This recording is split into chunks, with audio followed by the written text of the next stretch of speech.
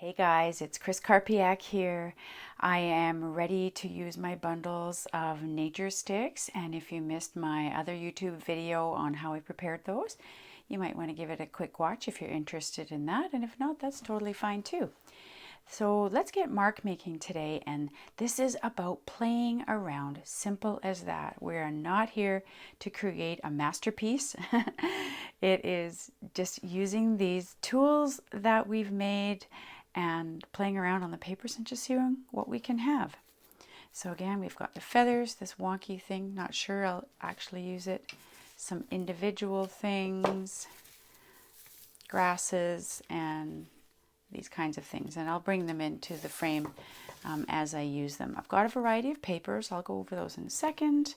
I'm going to just stick with neutrals for some paint, some iridescent bronze, Payne's Gray for acrylic paints. I'm going to use some black India ink and some inks, of course, my favorite thing, sepia and Payne's Gray. So I'm just keeping that neutral and playing around. So what have I got? This is just some collage paper that I made.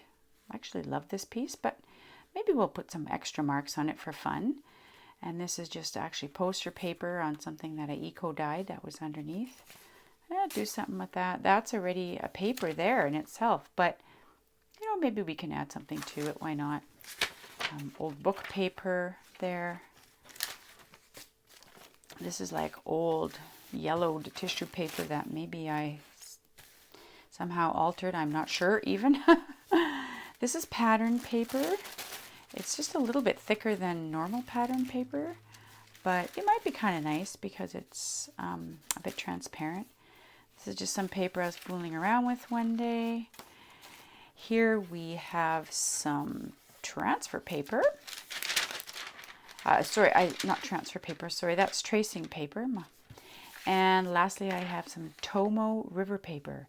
So that's Tomoe river paper. And actually, since we have that there, why don't we just start with that? But maybe first what we should do is fill up the palette.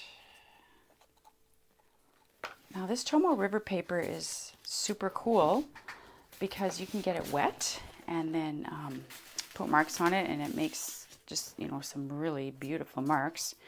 Maybe I'll actually just go this way. And I think I'll put some water on here first.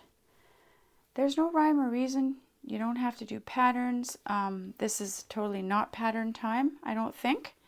This is playing, exploring, experimenting. And you know what I really want to do is I want to try this here with some ink.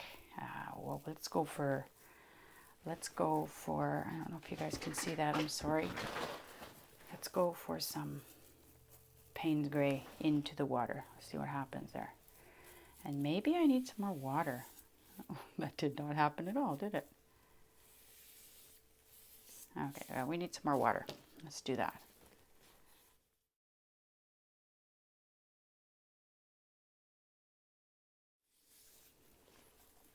I'm just quite happy to be sweeping just some lines across this one, actually. I should have really got this paper a lot wetter, so I regret that because it just flows so nicely. See how like it's pooling there? It can do that. So we've got a few interesting lines going on there. If you really wanted, you could do like a little cross hatch. Something like that. That's kind of cool too, right? Yeah, and then that pools a little bit. So again, no masterpieces. Just playing around. Because we can. We're experimenting, we're exploring.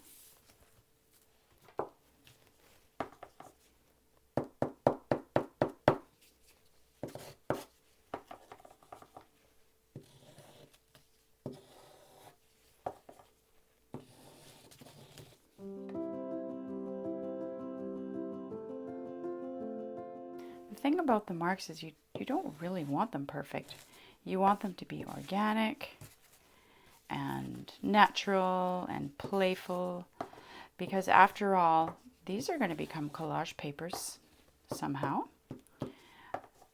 And sometimes when you rip up little tiny pieces of paper, you find some really cool shapes and patterns just within a little piece. And this is actually really fun because I'm not thinking about what I am doing whatsoever. I'm just doing.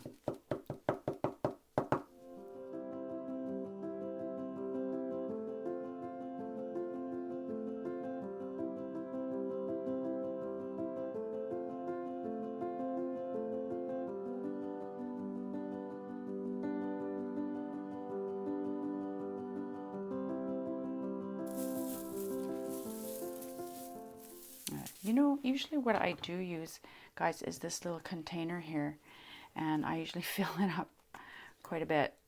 I just think I need to do that because it's just not getting enough ink here on the things I'm trying to do. Now I can really dip in. Okay, let's see. Again, this is probably going to go right through the paper. There we go. Much better.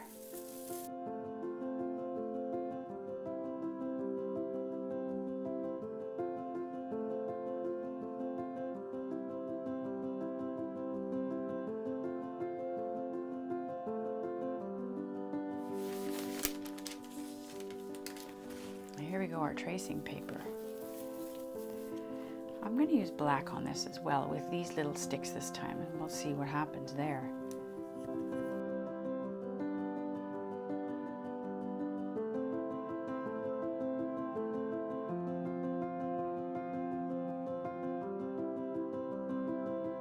Now, what can we do on this book paper here? Perhaps we can start using some acrylic paint. And maybe I'll put it in the Payne's Gray and use this as a pencil and see what happens.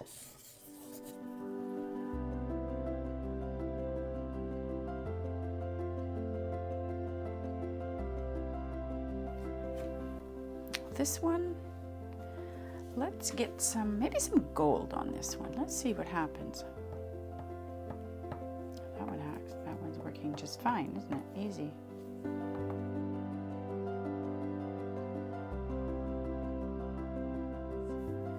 And you know, we haven't tried the feathers yet, have we? So wonder what will happen with the feathers. I think for sure I'm going to use the ink with the feathers. And let's maybe try... Look at my fingers. Absolutely covered in ink. That's okay. Again, just playing around.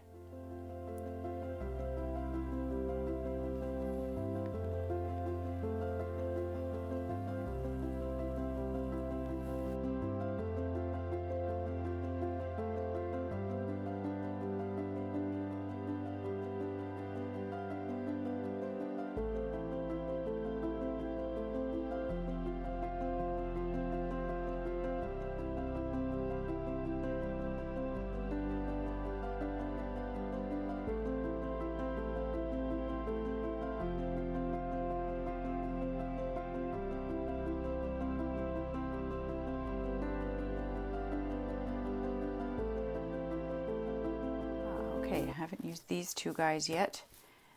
I haven't used this, but I'm just perplexed why I got this in the first place, so maybe I'll just use it once just to say I did.